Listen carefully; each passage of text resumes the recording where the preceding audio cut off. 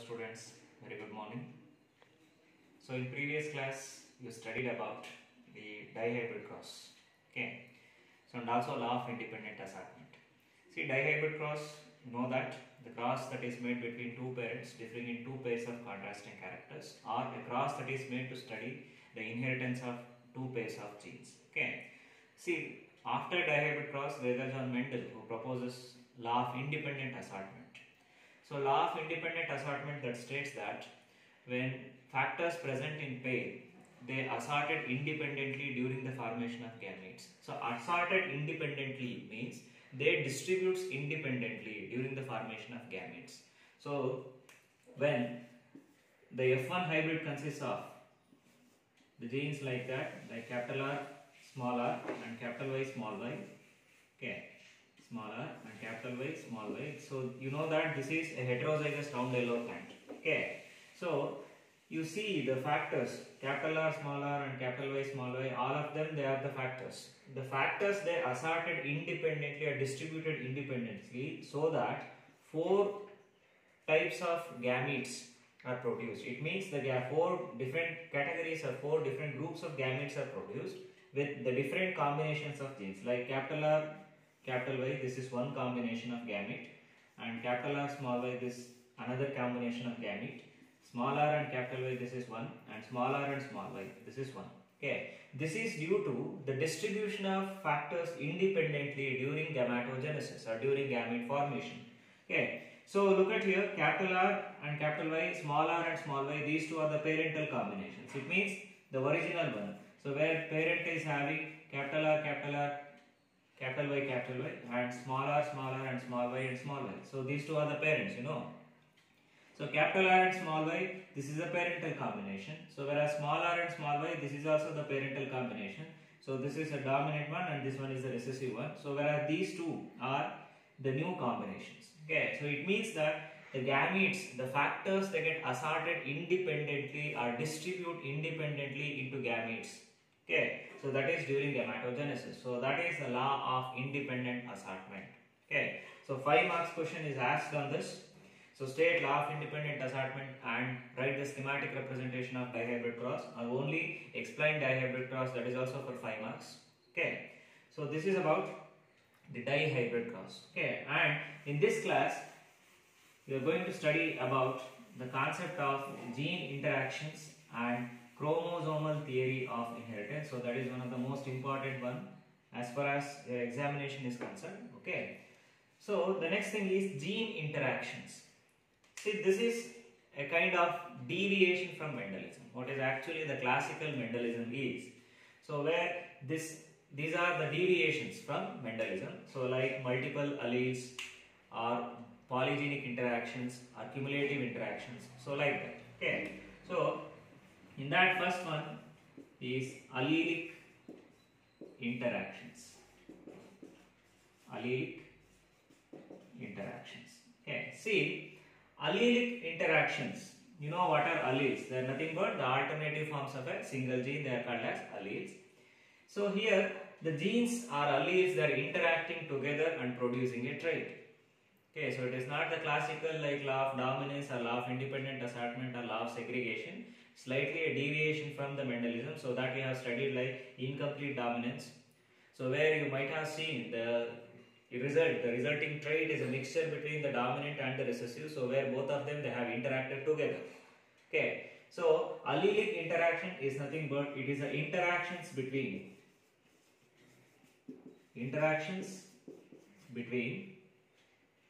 two alleles of a single gene. Interaction between two alleles of a single gene or two or more alleles of a single gene. So you know that an allele is an alternative form of a gene. Okay, so these alleles are interacting together, so that where you have studied how in red and white, so where capital R and small r, it will produce us the pink. So by the interaction of both capital R and small r. Okay, so where pink is a trait that was obtained. So where small r and capital R, so both are the alleles of a single gene that is producing the flower color in Snapdragon as well as in Mirabilis jalapa, isn't it? So where allelic interaction is nothing but it is the interactions between two or more alleles of a single gene. Interactions between two or more alleles of a single gene is what we call as allelic interactions. Okay, so in this we are going to study about the following ones like multiple allelism.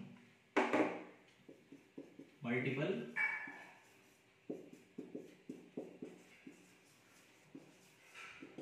allelism, or this is also known as gene polymorphism.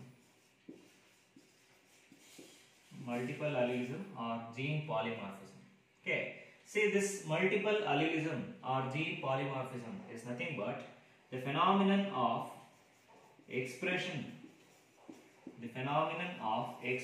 of a single gene. Expression of a single gene. The phenomenon of expression of a single gene in more than two alternative forms. The phenomenon of expression of a single gene in more than two alternative forms. Okay, the single gene can be found in more than two alternative forms. Okay, that is what we call as multiple allelism. Multiple means many. The gene polymorphism. Gene poly means many. Morphism, it means it is found in more than two alternative forms or many alternative forms. Okay, single gene can be expressed or can be seen in more than two alternative forms. That is why it is said to be multiple allelism or gene polymorphism, where a phenomenon of expression of a single gene in more than two alternative forms. So the best example for this one is the ABO blood group in human beings. ABO blood group in human beings. You know that the blood group in human beings, it was determined by a gene that is what we call named as designated as I. Okay, so this is a gene responsible for blood group in human beings.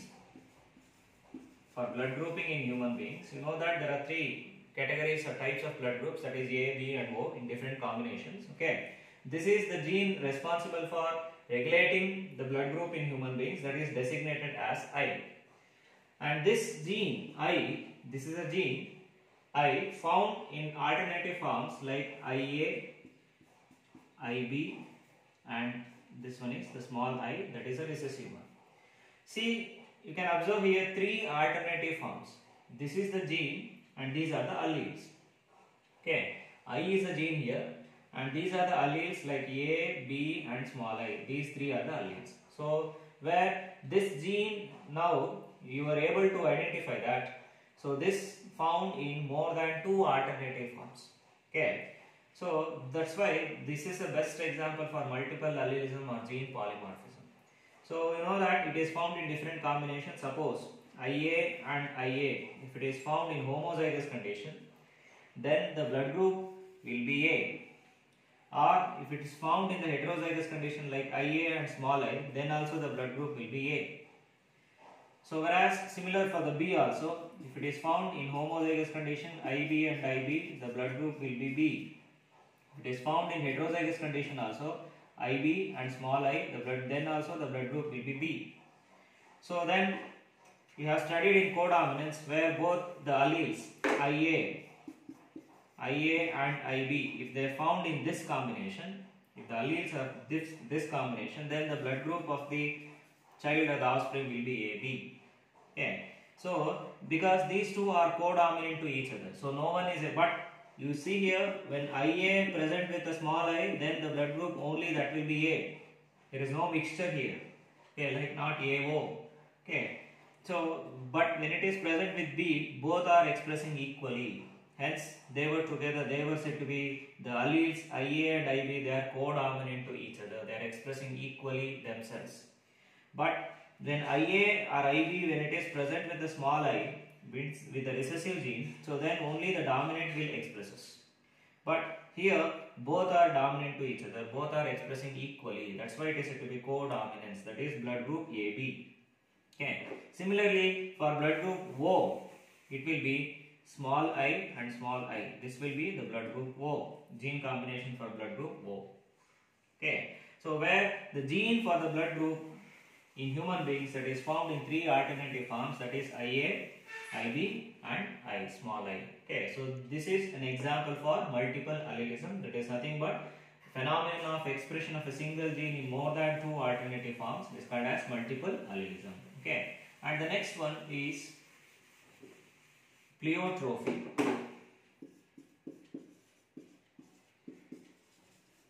Pleiotropy. See, this is a condition where a single gene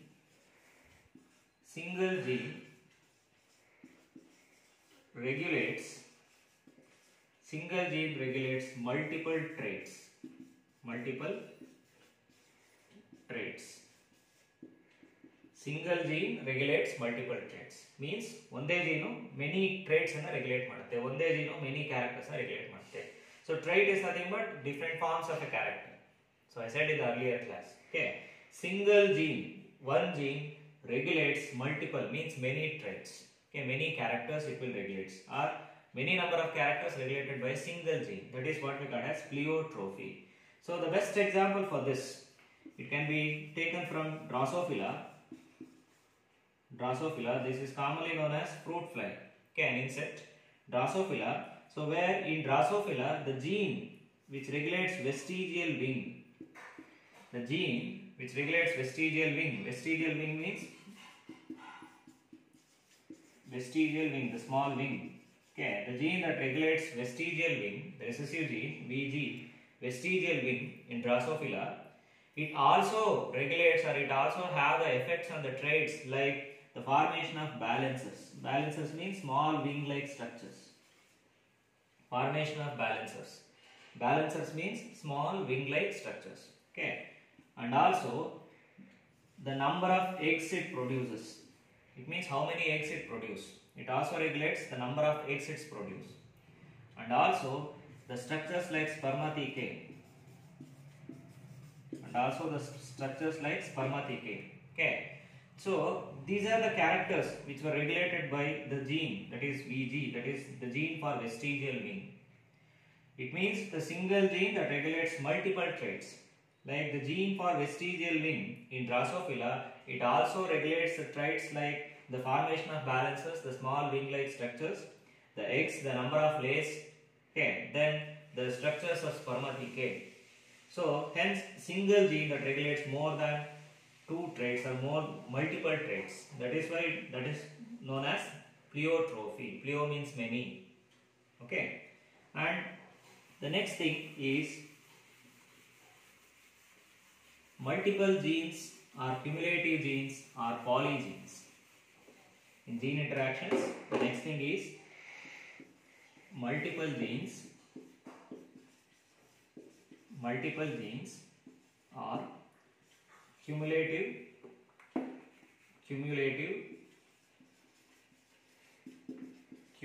genes or polygenes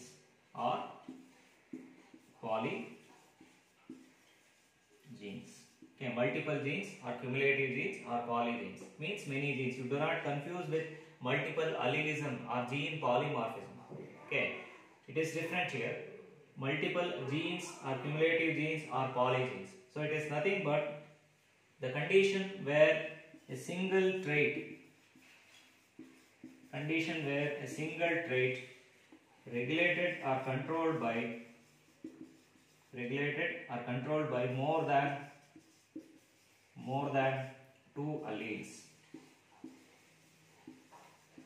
more than two alleles. A condition where a single trait regulated by more than two alleles. Okay, so one character ಎರಡಕ್ಕಿಂತ ಜಾಸ್ತಿ alleles ಇಂದ regulate ಆದರೆ ಅದನ್ನ ನಾವು multiple genes or cumulative genes or polygenes ಅಂತ ಕರಿತೀವಿ. This is very important in additive manner. See, additive manner is nothing but number of alleles addition ಆದಂಗೆ expression of characters ಮೇಲೆ effect ಆಗ್ತಾ ಹೋಗುತ್ತೆ. When more number of alleles were found, so then enhancement in the character is observed. That's why it is said to be additive manner. When number of alleles increases, enhancement in the trait is observed. Okay, so that's why it is said to be cumulative means they are together, all of them they are expressing together in a cumulative manner. Okay. So this is what we call as multiple genes or cumulative genes or polygenes. A phenomenon where a single trait or a character regulated by more than two alleles in additive manner is called as cumulative genes or polygenes or multiple genes. Okay, so the best example for this is skin color in man. The best example for multiple genes is skin color in man. See here, in man, say for example Negro, a Negro man having the genotype, you know that the skin will be very dark in color with the excess of melanin pigment. So we are having the genotype of AA, BB and CC. Okay, so this is the genotype for the Negro, okay, with a very dark skin color. See, all of them, when the number of alleles were more, they work in additive manner. Okay, so hence the skin color will be very dark. So then termed as Negro. Similarly, a Caucasoid man means with a pale color, with a white skin. Okay, a Caucasoid man having the genotype of AA, BB, CC in recessive genes. Okay, when all recessive genes were present together, then the skin color will be very pale. That is what we call as white or very pale. Okay, without the melanin pigment. When all dominant alleles are present together, the skin color will be very dark because melanin production is enhanced. The quantity of melanin that is enhanced. That's why it is also known as quantitative inheritance. Or cumulative means they were together, they are influencing the characters. All together, these alleles, they are together influencing the character. The quantity of production of the pigment that will increases when many number of dominant alleles are present. When all the alleles are recessive, so then the skin color will be very pale. There is no melanin pigment. So hence it is said to be Caucasoid in case of Caucasoid man. So whereas in Negro the skin color will be very dark because all the Negro is having the dominant genes. Okay. Similarly, if there is a cross between these two, the Negro and Caucasoid one, it will result in AA, BB and CC. This combination means 3 of them are dominant here and 3 of them are recessive here. AA, BB and CC. There is a cross between these two. And this is an intermediate between the Negro and Caucasoid. Means between the dark and the pale. And that is what is called as mulattoes. It is what is known as mulattoes. Okay, so mulattoes, it is an intermediate between the Negro and the Caucasoid. So why intermediate? Because here recessive gene is also showing its effects. So the effect of the dominant gene that has reduced. Suppose if dominant is expressing according to law of dominance, dominant express agadagiddire, illu en bartittu, the offspring will be Negro only. But Negro has not come here. It is mulattoes is an intermediate between Negro and Caucasoid ones. Okay, because the recessive genes are also showing their effects. Hence, the character that is obtained is an intermediate or mixture of Negro and Caucasoid one, and hence they were known as mulattoes. Okay, when all alleles are dominant, then it is Negro. That's why I said that it is a quantitative inheritance. When number of dominant alleles increases, when number of alleles increases, the effects also increase in a cumulative manner or in an additive manner. Okay. So when all are recessive, then it is said to be Caucasoid or pale. If there is a cross between these two, then the obtained progeny will be mulattoes. It means intermediate between Negro and the Caucasoid one. Okay. So this is about the multiple genes or cumulative genes or polygenes. Okay. So and this is about the allelic interactions or the gene interactions. Okay. And the next concept is about chromosomal theory of inheritance.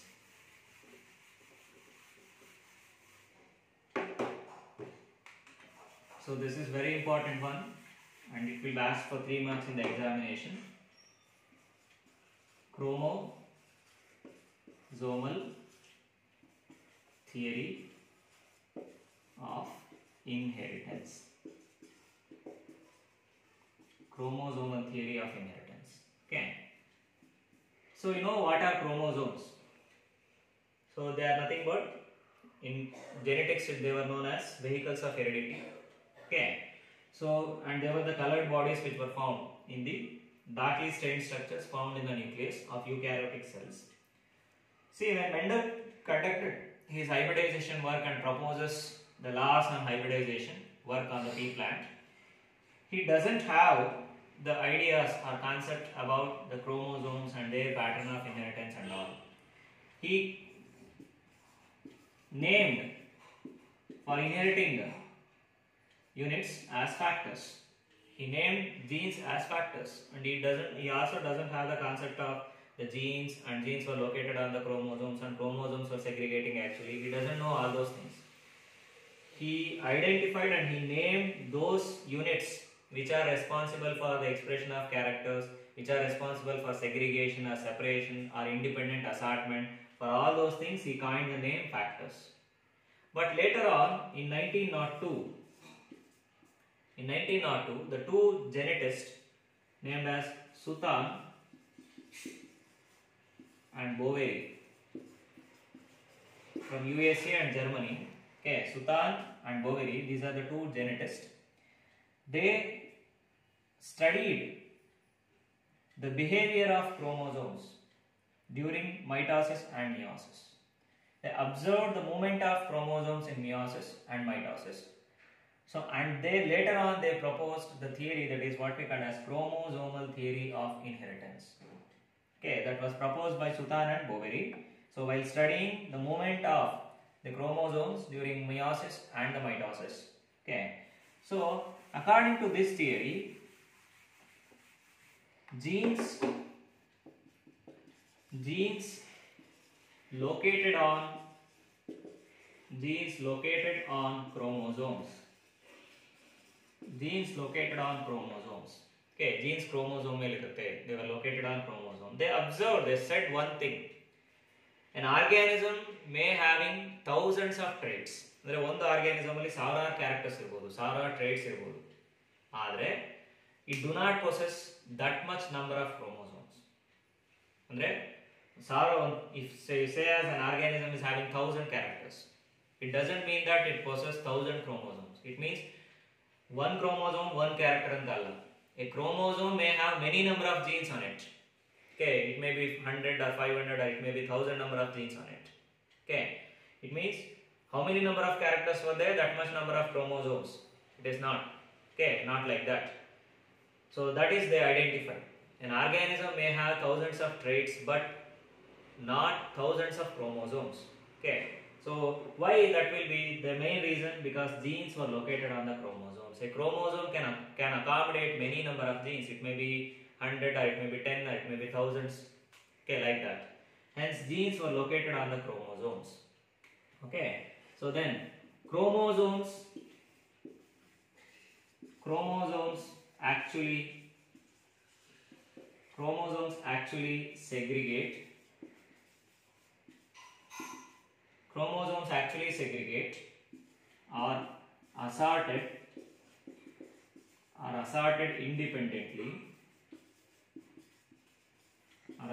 independently during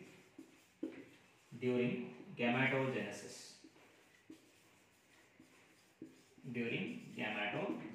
Chromosomes are actually segregated or assorted independently during gametogenesis. The genes were located on chromosomes, and chromosomes are actually segregate, means they actually separate, or actually they assort, means distribute independently during the formation of gametes. Gametes formation agಬೇಕಾದ್ರೆ so Mendel ಏನು ಹೇಳ್ತಾರೆ, the factors are segregated during gamete formation or factors are assorted independently, but after the discovery of chromosomes and after proposing chromosomal theory of inheritance, they slightly modified. So where the chromosomes are actually segregate or distribute independently during gametogenesis. Suppose a vehicle, a truck that is carrying onions on them. So we cannot say onion is moving, because truck is moving and that is carrying the onions. Is it not? So likewise, chromosomes are moving and that chromosome is carrying the genes on them. That's why chromosomes are regarded as vehicles of heredity. So they said that the chromosomes are actually moving, the chromosomes are actually segregating, they are actually assorted, they actually distribute independently during gametogenesis. Okay, so and the other one, the genes as well as chromosomes, the genes as well as chromosomes occurs in pair.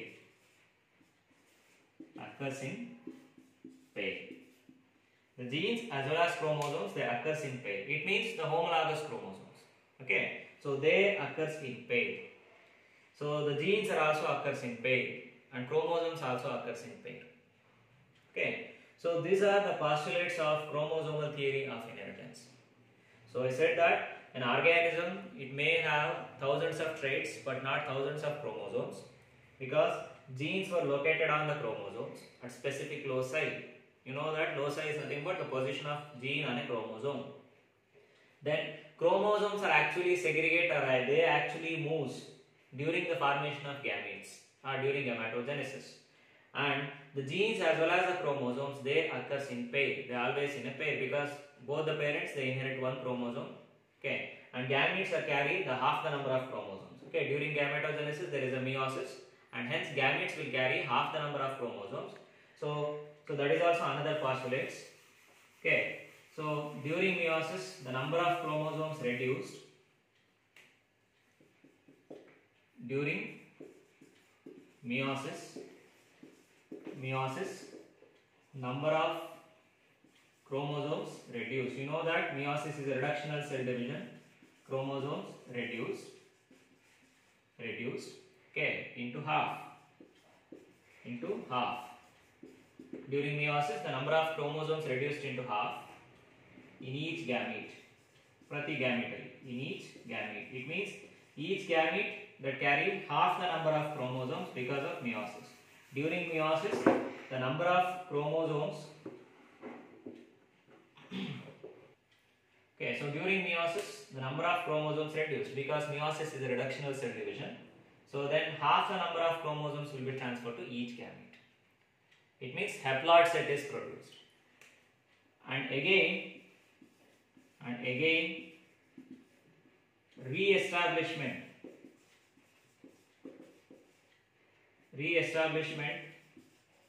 of diploid set.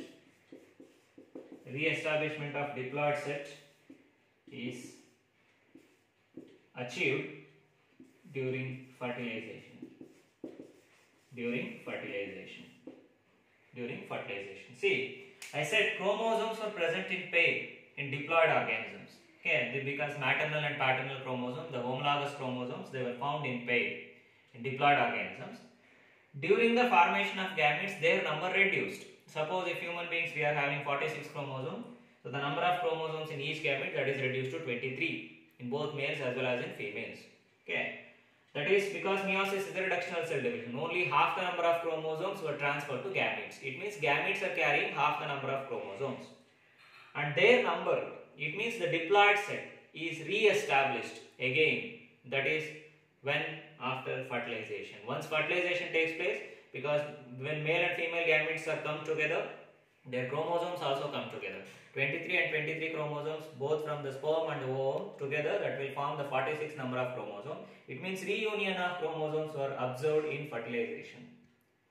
And even the genes also comes to pair in fertilization. Our chromosomes, they comes to pair again in fertilization. Both the maternal and paternal chromosome, they comes to pair during fertilization. Okay, so that is also the another postulate of chromosomal theory of inheritance. Okay, the theory was proposed by Sutan and Boveri by observing the movements of chromosomes in meiosis and mitosis. Okay, so they said that an organism may possess thousands of traits but not the thousands of chromosomes. The genes were located on the chromosomes at specific loci, and chromosomes are actually segregated or assort independently during the formation of gametes. Okay, so then during meiosis, the chromosomes, the number will reduce to half, and gametes will carry half the number of chromosomes, and their number is re-established again once it achieves fertilization or once during fertilization. Okay, so these are the postulates of chromosomal theory of inheritance. So if you observe the dihybrid cross, okay, so in dihybrid cross you observe that the ratio will be in F2 generation, that is 9:3:3:1. So that is the ratio in F2 generation. So where if you observe in dihybrid cross, the F1 hybrid, capital R small r and capital Y small y, this is, so in dihybrid cross, Gregor John Mendel has selected round yellow and wrinkled green pea plants. So this is a F1 hybrid, and this will produce us the gametes in combinations like capital R, capital Y, capital R, capital R small y, then small r capital Y, then small r and small y. Okay, 4 combinations of gametes are produced here. In 4 combinations, the gametes are produced in 4 combinations. Among 4 combinations, 2 are of parental type, like capital R, capital Y, small r and small y. These 2 are parental type. And whereas these 2 are recombinants, capital R and small r and capital Y, these are the recombinant, means the new combination. It is not seen in parents. What is the parental combination? Capital R, capital R, capital Y, this is one parent, round yellow, and another parent is small r, small y and small y. This is wrinkled green, this is another parent. See, you observe here, this combination is not seen in parents. It is not found in parents. But this is there, capital R, capital Y, small r and small y, it is there in the parents, isn't it? But these 2 are the newer combinations which are produced during gametogenesis. That is mainly because of the things like crossing over that takes place during meiosis. Okay, hence the ratio we observed 9:3:3:1, the phenotypic ratio 9:3:3:1. Okay, 9 round yellow, then 3 wrinkled green and 3 round green, and then the 1 the wrinkled green. Okay, so that is the new combinations were produced in 9:3:3:1 ratio. That is because of assortment of chromosomes or independent segregation of chromosomes or assortment of chromosomes during meiosis. Okay, so this is a supportive view for chromosomal theory of inheritance. Later, this theory was experimentally supported by T.H. Morgan, Thomas Hunt Morgan, while conducting hybridization work on Drosophila. Chromosomal theory of inheritance that was supported by T.H. Morgan. So that I will explain in the next class.